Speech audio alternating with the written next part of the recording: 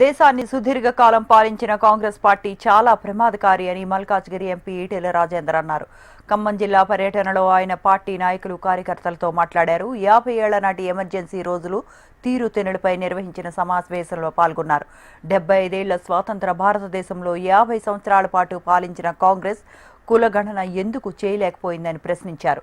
Emergency కాలంలో ప్రజలు ఎదుర్కొన్న దుర్భర పరిస్థితులను గుర్తు చేశారు. భారతదేశంలో 50 సంవత్సరాలు పైబడి పాలించిన ఈ పార్టీ ఎందుకో రాజ్యాన్ని ఒక స్ఫూర్తిని అర్థం చేసుకోలేకపోయిందో, దాన్ని అమలు చేసుకోలేకపోయిందో చెప్పగలిగే దమ్ము ధైర్యం కాంగ్రెస్ పార్టీకి ఉందా అని చెప్పి ఈ సందర్భంగా ప్రశ్నిస్తాం.